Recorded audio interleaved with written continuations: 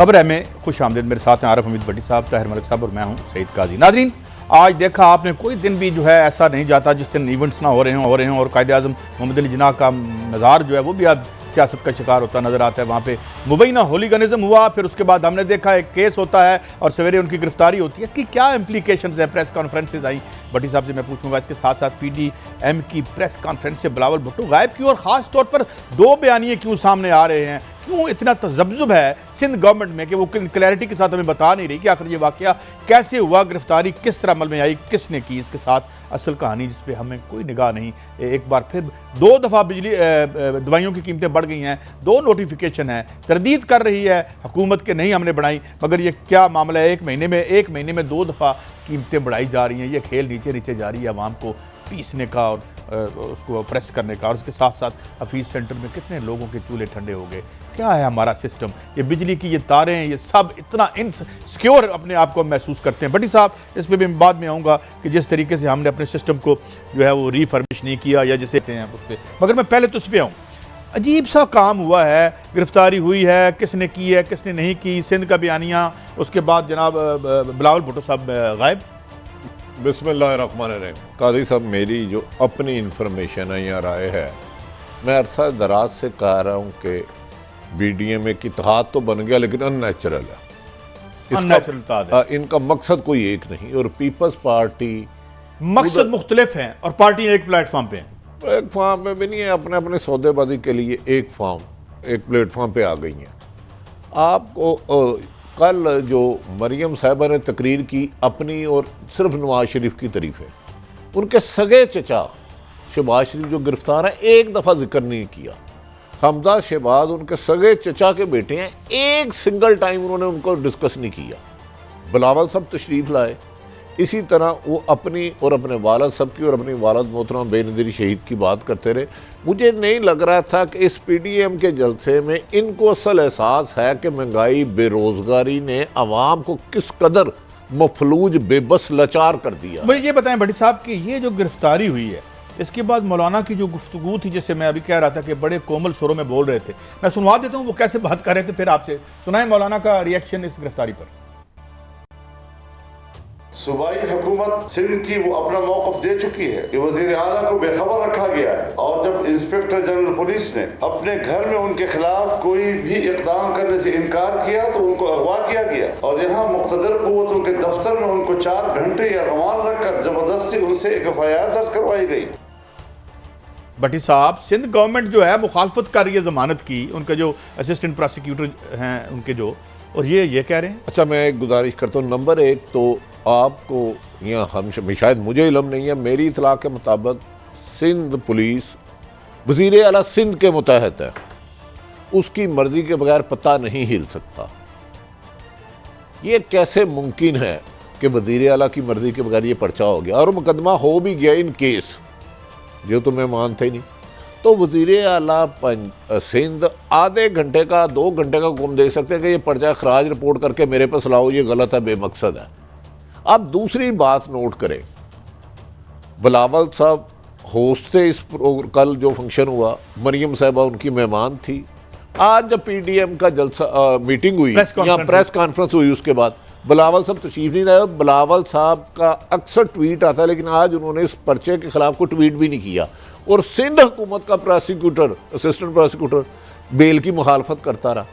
ये 2-3 लोगों को एट ए टाइम बेवकूफ मैं आपसे अगर सवाल डायरेक्ट करूं तो क्या आपको लगता है कि इस गिरफ्तारी जो हुई कि जिसने की, हम बाद में बात करेंगे, इस वाकये ने PDM को, हाँ, उसने बता दिया कि PDM अपनी अपनी अलग परवाज कर रहा है। मैं असल बात दूसरी बात में आता हूँ। जो मरियम नवाज साहिबा जिस होटल में थी जहाँ रेड किया, उनके दरवाजे को तोड़ा गया, मैं उसकी भी मज़ामत करता हूँ। ये तरीके मुनासिब नहीं है। बिल्कुल, वो मरियम साहिबा अपने मियाँ कैप्टन सफदर के साथ कमरे में थी, सुबह सवेरे 6:15 या 6 बजे दरवाजा तोड़ना मुनासिब नहीं था। उन्हें गिरफ्तार करके उन्होंने बाहर ही आना था। गया, उन्होंने जो बयानिया दिया ना कि पहले उन्हें नाक हुआ, ये गए, उन्होंने कहा हम आपको गिरफ्तार, मेरे ख्याल में फिर मरियम साहिबा ने कहा कि दोबारा तोड़ा गया, उसको इंतजार भी किया जा सकता था। लेकिन अगर आप ये कहें कि इस मुकदमे का सिंध हुकूमत से वास्ता नहीं, तो मुकदमा दर्ज करने वाला इस वक्त OSD हो चुका होता।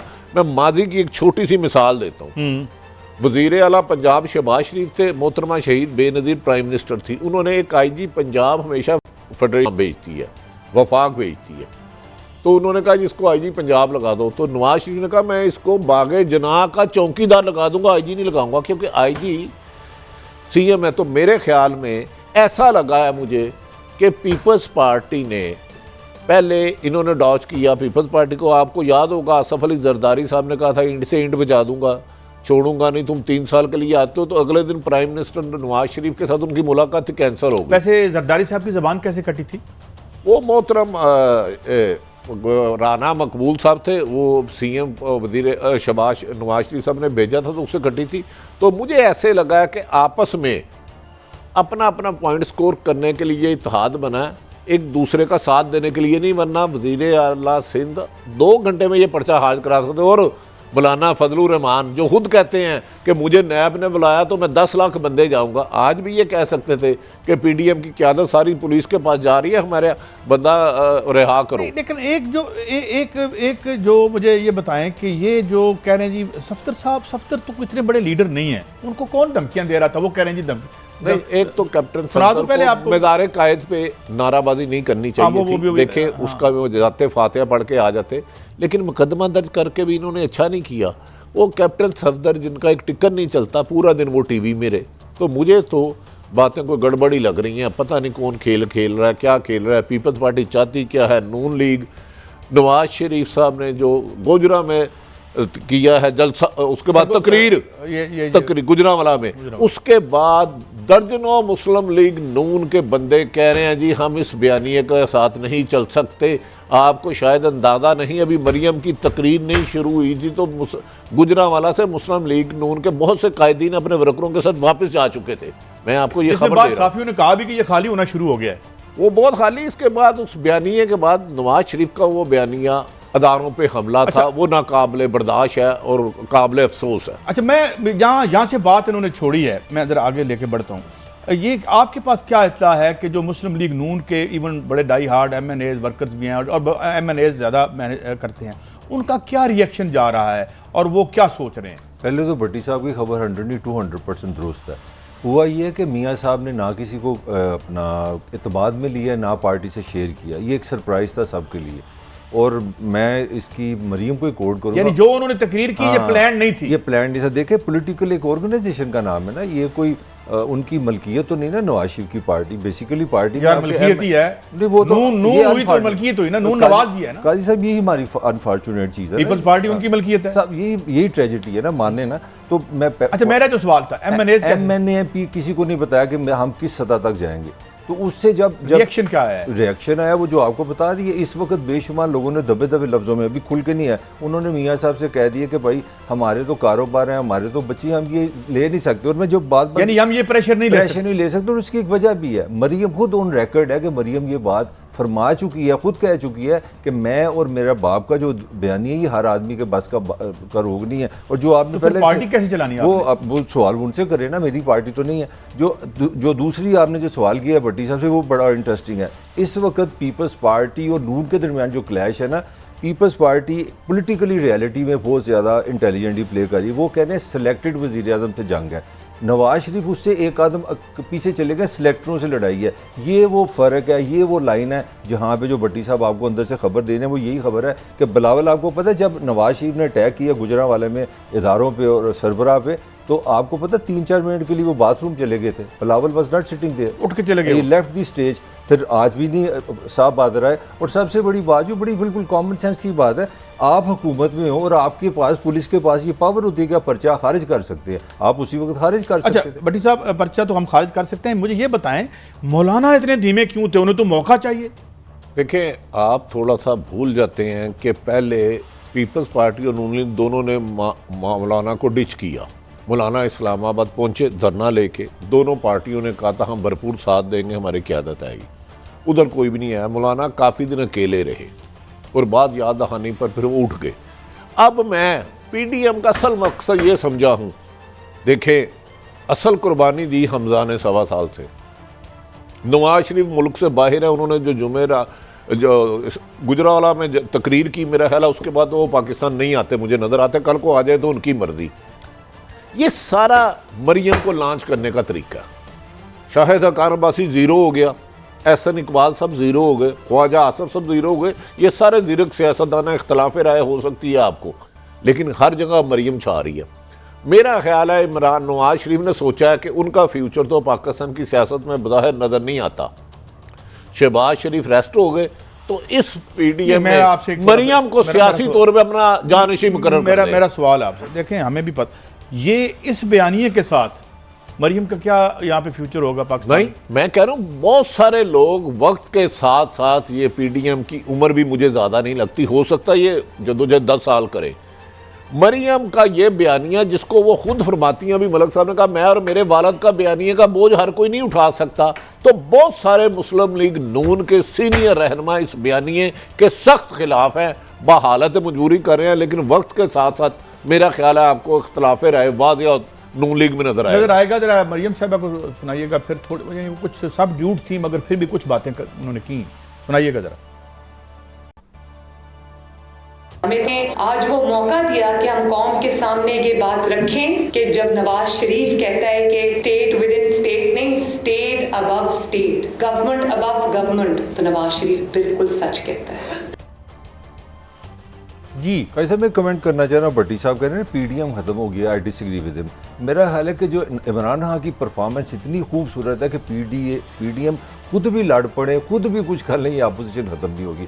बल्कि मैं समझता हूँ कि इमरान खान दिल में बड़ा खुश होगा कि या अल्लाह शुक्र है इन्होंने शोर डाला है, ना महंगाई का जिक्र है, ना तेल का जिक्र है, ना चीनी का जिक्र है, ना अद्वियात का जिक्र है। मेरा सादा जवाब आपको मैं पहले दे दूं, इमरान की परफॉर्मेंस के होते पीडीएम। यार मुझे एक बात बताएं, मैंने हरमरी का पीडीएम खत्म हो गया, मैं कह रहा हूं बहुत ज्यादा बेहतर यार नहीं लगता। नहीं, ये इमरान करके छोड़ेगा मलिक साहब, अरे मैं सूबे का चीफ एग्जीक्यूटिव हूं, एक दिन पहले मैं ऐलान करता हूं कि मेरी बहन आई है, हमारी इज्जत का इजाफा हुआ है, सुबह उनका दरवाजा टूटता है मेरी नाक के नीचे और मैं आके प्रेस कॉन्फ्रेंस में नहीं बैठता। आपकी पुलिस और आप कहते हैं आपकी पुलिस आपके मुतहत है। मलिक साहब इस्तीफा देके घर जाएं। वो ठीक है, बल्कि मैं आपको खबर भी देता जाऊं, इस वक्त जो पॉलिटिकल रियलिटीज़ है ना, वो असूल की मैं वो बात नहीं कर रहा ना, मैं इमोशन की बात कर रहा हूँ। अपना नवाज के जो कई एमएनए उनका ख्याल है कि जो बिलावल ये रेस जीत जाएगा। वो क्यों कह रहे हैं? क्योंकि वो कह रहे हैं कि बिलावल ने सिलेक्टेड वजीर आजम पे सारा फोकस रखा है, और कुछ लोगों का कहना है कि अगले इलेक्शन में मियां साहब के एमएनएज ये कह रहे हैं कि बिलावल ठीक खेल रहे हैं, तो उनका टिल्ट उधर तो नहीं हो जाएगा? हो सकता है, क्योंकि जब देखें ना काजी साहब, मैं एमएनए क्यों बनाऊं? मैं एमएनए इसलिए बनाऊं कि अपनी वो बिजनेस बचा लूं, मैं एमएनए इसलिए बनाऊं कि मैं पुलिस से काम करा लूं, मैं एमएनए इसलिए बनाऊं कि पटवारी से काम करा लूं, मैं एमएनए को पाकिस्तान में कोई खुदा ना खास्ता कोई इनकलाब लाने के लिए बनाऊं, तो मैं किधर जाऊंगा? पावर के साथ भट्टी साहब, अगर मैंने एमएनए बन के पटवार खाने और पुलिस स्टेशन फतह करने हैं तो फिर मैं मूवमेंट कैसे चलाऊंगा? अच्छा, इसके अलावा एमपीएमएनए का क्या मकसद होता है? आप असल काम तो उनका कानून साजी और उस पर इम्प्लीमेंट है ना। आप जिस मर्जी अफसर के पास चले जाएं, जिस मर्जी डिस्ट्रिक्ट में चले जाएं, एमपी 90% लाएंगे, इसको ट्रांसफ़र कर दो, इसको पोस्टिंग कर दो, इसको तरक्की दे दो, इसकी तरक्की रोक लो, ये कर लो, वो कर लो। तो वो कैसे लड़ेंगे? पाकिस्तान में तो सियासत में आने का मेजोरिटी, मैं कह रहा हूँ अच्छे लोग भी हैं, मकसद तो यही है कि अपने आप को जो दूसरे काम है उसको सेव करना। एक कड़वा सच है। अच्छा, अब भट्टी साहब एक और सवाल बड़ा दिलचस्प कि पुलिस, सिंध पुलिस का ट्वीट आता है कि बिल्कुल कानून के तहत गिरफ्तारी हुई है। सईद गनी साहब का ट्वीट आता है कि हमारा इससे कोई ताल्लुक नहीं है। यार कादी साहब, आप भोले बादशाह या मैं बेवकूफ़ हूँ? अगर ये उनकी मर्जी के खिलाफ हुआ एक केस मान लो, वज़ीर आला सिंध 2 घंटे का मार्जिन दे के ये पर्चा डिस्चार्ज करा सकते थे। पंजाब में अगर आपको याद है 48 लोगों का हो गया था, बाकी के नाम निकले नहीं।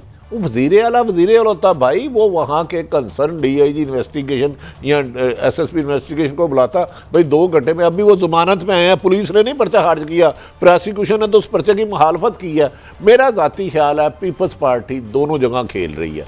उधर जिनको वो सिलेक्टर कहते हैं उनके साथ भी कह रहे हैं, देख लें हम ना तो नवाज शरीफ की हमने इस्लामाबाद में इर्तज़ाज़ अहसन साहब ने जीएनएन से बात करते हुए कहा कि एक अहम तरीन शख्सियत ने फ़ोन किया और उन्होंने कहा खबरदार नवाज शरीफ साहब तकरीर नहीं करनी, उन्होंने तकरीर ही नहीं की। और कल देखे ना, कल बीडीएम का जलसा था तो नवाज शरीफ की तकरीर क्यों नहीं रखी? पीपल्स पार्टी अपना और उनके साथ फासला जाहिर कर रही है कि भाई हम इमरान खान के खिलाफ हैं लेकिन अदारों से नहीं टकराना चाहते। शायद इसकी वजह एक ये भी हो कि रवायती तौर पर तो मुस्लिम लीग नून का जन्म ही पीपल्स पार्टी तोड़ने के लिए हुआ था, तो वो शायद सिंध के लोगों के सामने फेस सेविंग कर रहे होंगे।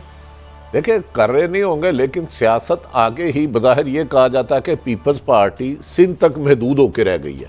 नेशनल पार्टी बनने के लिए उन्हें दूसरे सूबों में भी अपनी पेनिट्रेशन करना होगी। अच्छा, मौलाना इसीलिए बिलावल ने गुजरांवाला में सबसे लंबी तकरीर की, क्योंकि गुजरांवाला में पीपल्स पार्टी इतना बड़ा क्राउड नामुमकिन है इकट्ठा नहीं कर सकती।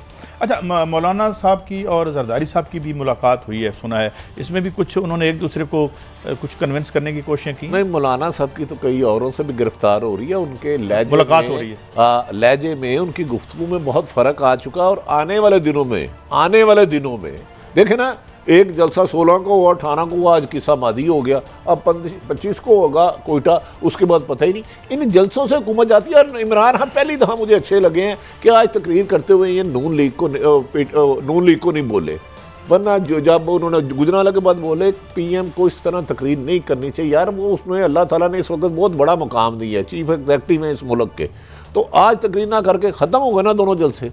कभी जलसों से हुकूमत गई है, मुझे बताएं एक कौन सी इल्जाम गई है? और भी भट्टी साहब सामने आया है, गुजरांवाला में मौलाना के लेट आने की वजह से सुना है कि जल्द से बड़ा इम्पैक्ट हुआ, और कुछ तो बेपर की उड़ा भी रहे थे कि कोई मुलाकातें शायद हो रही थी या नहीं हो रही थी, और लोग उठ के चले गए, और फिर ये कहानी भी थी। दो चीज़ें देखें, मौलाना लेट हुए क्यों? मरियम उनसे पहले निकली थी, वो पहुंच कैसे गई? शादरे के बाद तो राशि कुछ नहीं था, अब पौने घंटे की ड्राइव है मैक्सिमम। मौलाना साहब लेट क्यों हुए? फिर मौलाना साहब ने किससे एहतजाज किया? भाई मुझे कह रहे हो तकरीर करो, तो 60-70% तो स्टेडियम खाली हो चुका। ये कड़वे सच हैं जो आने हैं वक्त के साथ साथ ना। जब नेचुरल अलाइंस ना हो और उसका कोई मकसद ना हो, सिर्फ अपनी NRO लेना हो, तो फिर इस किस्म के इख्तलाफात होते हैं। मैंने कहा ना, कल मरियम साहिबा की तकरीर देखे, मैं नवाज शरीफ, ना शहबाज शरीफ, ना हमजा, ना शाहिदा खान अब्बासी, कुछ नहीं। इसी तरह मोहतरम बिलावल साहब की भी यही थी। इसका मतलब है ये PDM के तौर पे, अलायंस के तौर पे नहीं चल रहे, अपनी अपनी दुकान चला रहे हैं मेरे ख्याल में। मतलब मकासद मुख्तलिफ है। काजी साहब देखें, भट्टी साहब से कोई इख्तलाफ नहीं कर रहा, मगर अब मेरा एक डायमेंशन दूसरी है, ये मिस मैनेजमेंट है। टिपिकली यही मेरा रोना कि हमारी पॉलिटिकल जो लीडरशिप है उनमें शायद विजन नहीं है, उनको चीज़ें मैनेज नहीं करनी आती। इनको गुजरांवाले के कल्चर का ही नहीं पता। पहले तो आप जेन में समझिए कि जुमे का जो दिन है ना, उनका संडे है, सैटरडे को उन सब ने काम पे जाना है, बिजनेसमैन लोग हैं। मुझे बताएं, आपने उनको बुला लिया सुबह 3-4 बजे, 12 घंटे आपने खड़ा करके उनको सजा दी। आपकी ये मिसमैनेजमेंट थी। मैं आपको ये चैलेंज करता हूँ, अगर यही समझदार लोग होते ना, अगर ये 9 से 10 के दरमियान वहाँ लैंड करते ना, तो ये सिचुएशन नहीं होनी थी। ये सारी मिसमैनेजमेंट है। मेरा नहीं ख्याल इसके पीछे कोई पॉलिटिकल रीज़न है। ये वो टिपिकली पाकिस्तानी माइंड क्या होनी है जब आपने काजी साहब, आप रात को 1 बजे 2 बजे गुजरांवाले के लोगों के वो खड़े हो गए तकरीर सुनेंगे यार, वो तो 3 बारी रोटी खा लेते हैं रात 9 बजे, तो सो तो आपका मतलब है वो रोटी खाने आए थे? नहीं, मेरा मतलब आप 2 बजे तक उनको क्यों जगा रहे हैं? आप नहीं, अपनी मिसमैनेजमेंट की सजा दे रहे हैं। तरीके हुकूमत गिराने के लिए उसमें फिर कुर्बानी तो मांगते हैं ना। साहब, आप थोड़ी सी हिस्ट्री देखें, इमरान खान साहब ने जब मूवमेंट चलाई 2014 में, उससे पहले ताहिरुल कादरी के हुकूमत ने 100 लोगों को गोलियां मारी, 14 लोग शहीद हो गए। उसको तहरीक कितनी पकी पकाई मिली थी। और 126 दिन अच्छे हैं या बुरे इमरान खान साहब ने गुजारे ना, तो अगर ये 4 घंटे ग्राउंड में नहीं गुजार सकते तो मूवमेंट कैसे चलाएंगे? मुझे काजी साहब आप ये जवाब दें। बट साहब, मैं तो चूंकि आपसे सवाल मेरा वही है कि जब आप रेंट अ क्राउड का इशू आ जाए, या आपको MNAs को कहना पड़े तुम 200 बसें लेके आना या 50 बसें लेके आना, तो फिर इसका मतलब ये है कि नीचे ज़मीन पर आपका रेलेवेंस नहीं है। एक बात मतलब साहब, आप कह रहे हैं ना कि नहीं इस तरह नहीं होता। मैं बैठा था, IG को तब्दील किया गया, जो निसार कह रहा था कि इमरान खान के जलसे पर फायरिंग कर दो, ने मारो।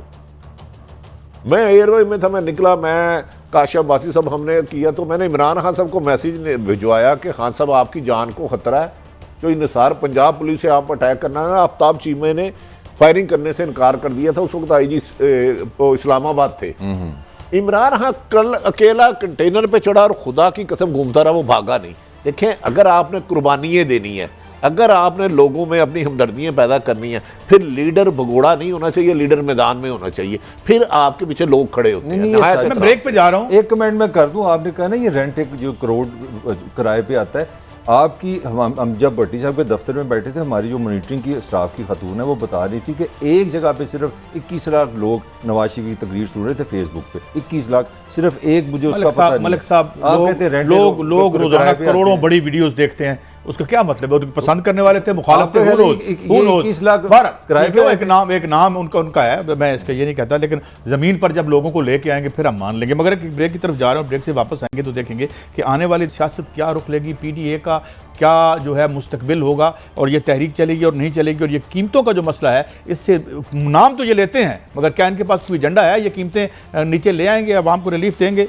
एक ब्रेक के बाद। वेलकम बैक नाज़रीन। इस गिरफ्तारी के हवाले से हम देखते हैं कि दो आरा सामने आ रही हैं। मरीम साहिबा की डिफरेंट राय है, जबकि जो सिंध गवर्नमेंट है उनमें सईद गनी साहब की बड़ी एक फ़नी सी ट्वीट का मैं देख रहा था। वो कह रहे थे जनाब मज़ार कायद पे जो कुछ हुआ वो अच्छा और मुनासिब नहीं था, लेकिन पुलिस ने भी जो किया वो भी काबिल मज़म्मत है। तो दो बजक वक्त दो ओपिनियंस वो ले रहे हैं। ज़रा सुनवाते हैं भट्टी साहब आपको मरीम साहिबा का क्या कहना था। अब ये इसको कौन मानेगा, क्योंकि वहाँ की गवर्नमेंट तो इसको ऑन नहीं करी, मगर सुनाइए क्या कहा था उन्होंने। उनसे उनके फ़ोन भी ले लिए गए और उनसे कहा गया, मौलाना साहब ने तो फिर भी लिहाज किया, मैं लिहाज नहीं करूंगी। उनको सेक्टर कमांडर के ऑफिस में ले जाके कहा गया कि ये जो अरेस्ट ऑर्डर्स हैं इनके ऊपर साइन करें, और जब उनको कहा गया कि अरेस्ट ऑर्डर्स पे साइन करें तो IG साहब ऑब्वियसली घबरा गए। उन्होंने कहा कि ये नहीं हो सकता, तो उन्होंने कहा आप अरेस्ट ऑर्डर्स पे साइन करते हैं, गिरफ्तारी जो है वो हम रेंजर्स से करवा देंगे। और जब उनसे अरेस्ट ऑर्डर्स पे जबरदस्ती साइन ले लिए गए तो फिर उनको कहा गया आप गिरफ्तारी भी पुलिस करे। लेकिन पुलिस के पीछे ये सब थे जिनको लोगों ने अपनी आंखों से देखा है, सबने देखा है। अब ये बयानिया सिंध गवर्नमेंट का नहीं है। देखें, एक तो आपने मोहतरम सईद गनी साहब का बता दिया, दूसरा सिंध पुलिस की तरफ से भी आया कि जी आइन और कानून के मुताबिक कार्रवाई की गई, और असिस्टेंट प्रोसिक्यूटर जनरल ने तो वो उसकी बेल की मुखालफत की ना, लेकिन सिंध गवर्नमेंट की तरफ से आया है ये जो अरेस्ट किया गया आइन और कानून के मुताबिक किया गया। तो मेरा ख्याल है हमारी मोहतरम मरियम नवाज साहबा को ये जो शिकवे शिकायत हैं सिंध हुकूमत से करने चाहिए कि भाई सिंध हुकूमत आप हैं, वज़ीर आला आपका है, पुलिस आपके मतहत है। ट्वीट देखिए, the arrest of captain Safdar was done according to law and the investigation will be impartial and on merit. ये जी सिंध पुलिस की ऑफिशियल नाजरीन ये उसका ट्विटर है जिस पे ये कर रहे हैं, तो इसका मतलब है कि पुलिस ने तो ऑन कर लिए। तो इसका मतलब ये है कि मोहतरमा मरियम नवाज साहबा का अदारों को टारगेट करना मुनासिब नहीं रहता मेरे ख्याल में। तो बेसिस तो कोई नहीं है ना, हकीकत तो अल्लाह को पता होगी जो भी होगी। हाँ, हम फिर कह रहे हैं कि वो कमरे में थे, इस तरह रेड नहीं करना चाहिए था, उन्हें बाहर आकर अरेस्ट कर लिया जाता। लेकिन इसका शिकवा अदारों को नहीं इनका बनता है, तो मुराद अली शाह साहब से बनता है, वज़ीर आला सिंध जो नहायत अलर्ट है, उन्होंने बड़ा अच्छा रोल अदा किया, तो वो आके पर्चा ख़त्म करवा दें, वो उनके मुताबिक है पुलिस। वो मैंने एतजाज़ साहब का शॉट चलवाना है, मगर ज़रा ये इस पर आप अपना टेक दे दें। मैं तो कहता हूँ अगर वहाँ पे राजा परवेज़ अशरफ है, उनका मेरा ताल्लुक पीपल्स पार्टी से है, वो वज़ीर आज़म भी रहे हैं, वहाँ पे सूबाई वज़ीर पीपल्स पार्टी भी बैठा हुआ था। अगर मरियम ने कोई इल्ज़ाम लगाया तो डिनाई करते। आपकी खामोशी का मतलब है यूर एग्रीइंग विद मरियम। ये किस तरह आप कह सकते हैं कि वो उसने मरियम ने गलत बात की है? बल्कि राजा परवेज़ अशरफ की सुने ना प्रेस कॉन्फ्रेंस, उसने सेकेंड किया सारी बातों को। आप जब आप कोई बोलेंगे मैं वहाँ पर चुप रहूँगा तो इसका मतलब है आई एम विद यू। नहीं वो तो ठीक थे, लेकिन जो ये क्या बात ऑफिशियल देखिए ना, सफाई वजीर वहाँ बैठा हुआ है, मैं बोले वहाँ पे बता देता कि अदालत में जाके जमानत के खिलाफ गवर्नमेंट जा रही है, तो मैं परवेज़ अशरफ साहब के साथ ये पाकिस्तान में नई जमहूरियत आई है कि पुलिस इतनी ज्यादा अपने ट्वीट्स करे। पाकिस्तान में पुलिस का क्या काम है? ये आखिर बताएं, मैं फिर गिला किससे करें? मैं यही कंफ्यूजन है, पता ही नहीं चला पाकिस्तान चला कौन रहा है। चलें जरा सुने अपना एतजाज़ हसन साहब को, फिर मैं कमेंट लेता हूँ वो क्या कह रहे हैं नवाज शरीफ साहब की तकरीर के ज़िम्मे में। सुनाइएगा जी जरा। मैं ये अर्ज कर रहा हूँ, नवाज शरीफ ने रज़ाकाराना तौर पे अपनी मर्जी से नाम वापस लिया है, कार किया है तकरीर करने, और उसकी वजह जो है वो ये है कि इनको एक टेलीफोन गया है GHQ रावलपिंडी से एक ब्रिगेडियर साहब का कि आपने तकरीर नहीं करनी, वरना ये अगर तकरीर करना चाहे नवाज शरीफ तो इनको कोई मौलाना फजल रहमान रोकेंगे, बिलावल रोकेंगे। अच्छा, आप इस बात से इख्तलाफ किया है? अभी परवेज़ अशरफ साहब ने जब बात उनसे ये सवाल प्रेस कॉन्फ्रेंस पे किया नहीं, इख्तलाफ नहीं किया, उन्होंने कहा वो उनकी राय है, मैं जाती राय है, लेकिन पार्टी की राय नहीं। मैं एतजाज़ हसन सब नहायत सीनियर पॉलिटिशियन, नहायत सीनियर ज़ीरक सियासतदान, आइनी माहिर, बिला वजह वो बात नहीं करते, उनके पास कोई इन्फॉर्मेशन होगी। क्या आपको समझते हैं आप एतजाज़ हसन सब कोई 13-14 साल के नौजवान है? उनकी सारी उम्र अदालतों में चले गई। क्या उनकी इस बात पे आप कैसे इख्तलाफ करते हैं? अगर नवाज शरीफ साहब कल तकरीर करना चाहते तो क्या बिलावल ने रोका उन्हें? क्या मौलाना फजलुर रहमान ने रोका? वो रोक कर सकते थे। तकरीर तो वो कर सकते थे, इसका मतलब है। दूसरा उन्होंने कहा कि शहबाज शरीफ भी गिरफ्तारी में मुलाकातें कर रहे हैं। मैं आपको गुजारिश कर रहा हूँ, ये PDM का असल मकसद हर जमात का अपनी अपनी जगह पे NRO लेना बादिउल नज़र में नज़र आ रहा है। वरना अगर ये अवाम का महंगाई, बेरोज़गारी और करप्शन का नैरेटिव लेके निकलते इदारों को हिट करने की बजाय, तो आम लोग भी इस मूवमेंट का हिस्सा बनते हैं। क्योंकि महंगाई ने जो हशर कर दिया ना 95% लोगों का, आप यकीन करें लोग बिल्कुल मरने मारने पे आ गया, लेकिन उन्हें कोई लीडरशिप नहीं मिल रही जिसके पीछे अपनी दाद फरियाद लेके जाए। उन्हें पता है ये जो कर रहे हैं, जिसको NRO मिला वो साइड पे हो जाएगा। नहीं तो फिर ये भट्टी साहब लड़ाई भी कर रहे हैं, राब्ते में भी हैं, ये कब क्लैरिटी के साथ सामने आएंगे? ये मलक साहब से पूछे, मैंने तो आपको मलक बता साहब तो दिया, उनके मुझे spokesman PDM में मैं सिर्फ spokesman मरियम नहीं। की लॉन्चिंग लग रही है। मैं आपको सीधी सीधी बात बता दूं, नवाज शरीफ जिस सतह पे चला गया वो NRO नहीं, इतने आप दोनों भी मासूम नहीं। ये NRO की बात नहीं, अब कहानी आगे की है। तो क्या करेंगे? या कॉन्फ्रेंटेशन में मरेंगे या मारेंगे, सीधी बात है, मरेंगे, आसान जुबान में मरेंगे। चलो, डू यू थिंक NRO नहीं होगा? PDM पूरी 11 जमातें, मुझे तो 11 जमातों का नाम भी नहीं, मैं 3-4 जमातों को जानता हूँ, क्या इस नैरेटिव लेकर तमाम PDM आएगी सड़कों पे? देखें, मैं आपको बता दूं, इससे आउटकम आपसे मैं एग्री करूंगा। इसका सबसे बड़ा आउटकम होगा अगर मरियम बच गई। अगर बच गई, मैं इससे ज़्यादा नहीं बोल सकता, तो वो पाकिस्तान के फ्यूचर में बहुत ज़्यादा रेलिवेंट हो जाएगी सियासत में। ये इसका आउटकम होगा। कायदे आज़म की जगह ले लेगी, लीडर ही बनेगी ना। इस मुल्क में गैप तो है ना। लीडर तो इस मुल्क में नहीं, देखिए लीडर तो बन गई, उनके वालिद की जमात थी, सगे चचा का उन्होंने नाम नहीं लिया। एक तकरीर में अपने हमजा शहबाज का नाम लिया, सलमान भी इधर है, गैर में है। मेरा ख्याल है ये सारा का सारा नवाज शरीफ ने मरियम को लॉन्च करने के लिए किया। अब वो कोयटे में खिताब करेगी, गुजरांवाला भी कर गई, कराची में ये क्राउड उन्हें अकेली को मिल नहीं सकता अगर पीपल्स पार्टी साथ ना हो। मौलाना फजलुर रहमान सियासत का साची। अच्छा, ये मैं एक शॉट और आपको सुनाऊं। इमरान खान साहब ने भी कुछ दिन पहले ख्वाजा आसिफ साहब के हवाले से एक खुले आम जलसे आम में बात की, हफ्ते के दिन का वाक़या, हफ्ते के दिन, वो जरा सुनाइए। एक सियालकोट का बहुत बड़ा रंगबाज है, बड़ी बड़ी बातें करता है, बड़ी बड़ी छाती निकाल के बड़के लगाता है, लेकिन पता क्या चला कि इलेक्शन की रात को शाम को 8 बजे रंगबाज ख्वाजा टेलीफोन कर रहा है जनरल बाजवा को, जनरल साहब मैं इलेक्शन हार रहा हूँ, मेरी मदद करें, आंसू गिर रहे हैं, जनरल साहब मैं तबाह हो जाऊंगा, मेरी मदद करें, मैं इलेक्शन हार रहा हूँ उस्मान डार से। भट्टी साहब, मेरा बड़ा सादा सा सवाल है, जिस पार्टी के स्टाल वाट्स जो हैं, सेकंड टियर के बड़े लीडर जो हैं, जो विकेट की दोनों साइड पे खेल रहे हैं, तो वो क्या मरियम लीडर बन जाएंगी उनके होते? नहीं, उससे लीडर नहीं बनेंगी। देखें, लीडर तब बनता है जब क्लैरिटी हो, जब आप अपने मकसद में बिल्कुल क्लियर हो। दूसरा, नहायत काबिल एहतराम इमरान खान साहब वज़ीर आज़म है, ये किसी एक जमात के नहीं, और वज़ीर आज़म मुल्क का होता है। मेरा ख्याल है ये अंदाज मुनासिब नहीं, मेरी ये राय है, लेकिन PTI के लीडर है, वो हक है। इमरान खान साहब एक संजीदा आदमी है, ये जब आके एड्रेस करे और ये कहे, फोकस लोगों पे रखे कि मैं महंगाई के खात्मे के लिए हर मुमकिन इकदाम कर रहा हूँ, मैं इंसाफ। बड़ी साहब, मेरा सवाल फिर शायद मैं समझा नहीं सका, मुझे जवाब तो आप दोनों जवाब दें, पहले आप दे दें। बात ये है कि कहते हैं हम आपके लीडर हैं, हमारे दुख दूर करने हैं, आपका मसला महंगाई है, रात को उधर बैठे हुए हैं, सुबह उधर बैठे हुए हैं, मैं किस पे एतबार करूं? मैंने अर्ज किया कि महंगाई अपोजिशन हो या हुकूमत, महंगाई उनका नहीं, 20 करोड़ आवाम का है जो बेचारे बेबसी की जिंदगी गुजार रहे हैं, बुनियादी हुकूकों से महरूम है, इवन के पानी से महरूम है। आपको किसने कह दिया आवाम की कोई जंग लड़ाई या आवाम के लिए इक़्तिदार में आता है? खुदा के लिए ये मत करे।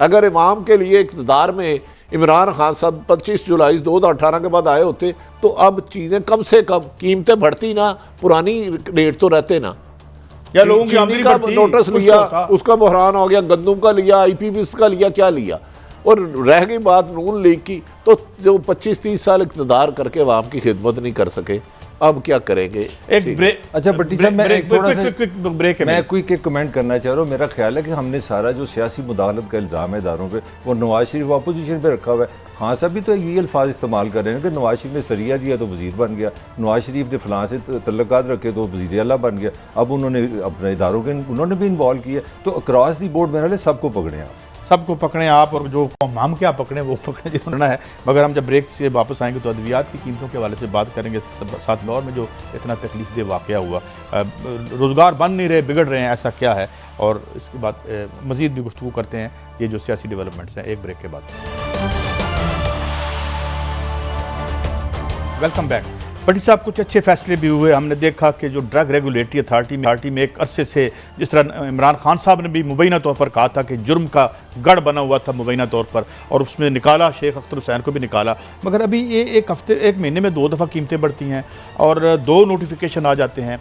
और इसके अलावा और बहुत से सवाल थे जो हमने डॉक्टर उबैद अली ने उठाए थे। उन्होंने कहा था कि यार ये जो दवाई की पोटेंसी बढ़ती है तो इसकी कीमत दुगनी नहीं होती, उसकी कास्ट ऑफ प्रोडक्शन में इजाफा नहीं होता। ये छोटी छोटी चीज़ें क्यों नहीं होती? भाई सब असल यही है कि इमरान खान साहब वज़ीर आज़म को चाहिए इन इशुओं पे कि मेडिसन आपकी रेंज से बाहर हो गई है। 90% तो लोग खाना नहीं खा सकते। मेडिसन की बढ़ती हुई कीमतें लोगों को खुदकशियों पे मजबूर कर रहे हैं। असल इशू हुकूमत का ये है, वो छोड़ दे, अपोजिशन नहीं मैटर कर रही। मैं कह रहा हूँ अपोजिशन बज़ाहिर बादियुल नज़र में मुझे नहीं लगता कि बहुत बड़ी मूवमेंट करेगा जो हुकूमत के लिए असल ऑडिट करवाएं, बिठाएं लोगों को। मतलब नहीं, इन्हें सजाएं देना कि हर तीसरे दिन कीमत क्यों बढ़ रही है। अभी वो तरदीद भी फरमा रहे हैं, आटा नहीं मिल रहा, चीनी नहीं मिल रही, रोजमर्रा की सब्जियां नहीं मिल रही, उनकी कीमतें 200-200 रुपए चले गई हैं।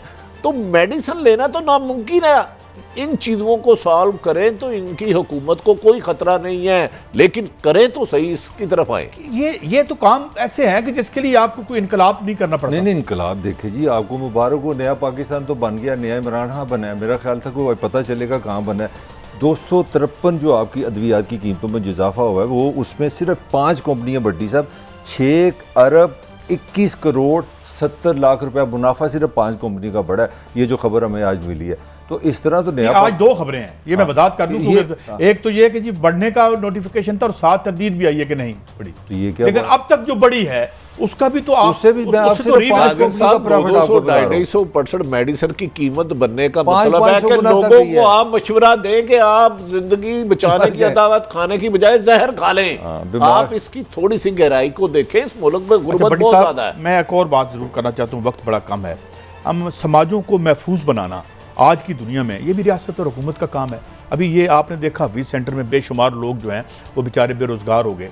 ये बिजली की तारें हैं, $9 बिलियन जो है आपने झोंक दिया इस 94 के मुआहदों में। इससे हम अंडरग्राउंड लेके तारें जा सकते थे, अपने बच्चों को, उनके रोजगारों को। ये जो क़यामत हफीज सेंटर के हमारे भाई दुकानदारों किराएदारों पे आई है ना, अरबों रुपए का नुकसान हुआ है, करोड़ों का नहीं।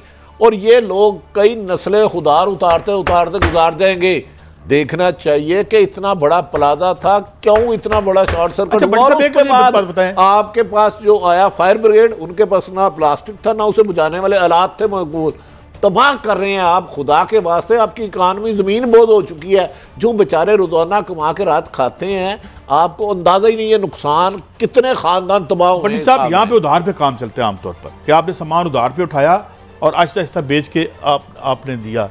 तो ये उन्होंने एक साइकिल बना रखा होता है। वो तो मलिक साहब मुझे बताएं, इस तबाही का कौन जिम्मेदार? भट्टी साहब, आप में माशाल्लाह आप बिजनेस को भी समझते हैं। आपको पता है ये हफीज सेंटर ये पूरे पंजाब का सेंटर है। मैं को पंजाबी होने के वाले से बात नहीं कर रहा, ये पूरे पंजाब की सप्लाई है। और आपको पता है सुबह ये वाकया हुआ, दोपहर 12 बजे तक जो ट्रक आए वो थोड़ा थोड़ा पानी लेके आए। एक होता है फोम होता है जो पूरी दुनिया में है, ना ट्रेनिंग है ना फोम है ना मतलूबा पानी। जब आपको बता बम बन गए, 2 जनरेटर ऊपर पड़े थे। क्विक एंडिंग है, सिर्फ आपकी बात को मैं कहता हूँ कि इस मुल्क को समाज री इन्वेस्ट करें, हमारे पैसे हमारे ऊपर खर्च करें, लोगों को महफूज बनाएं, उनके कारोबार महफूज बनाएं, उनकी जिंदगियां तबाह करने चाहें।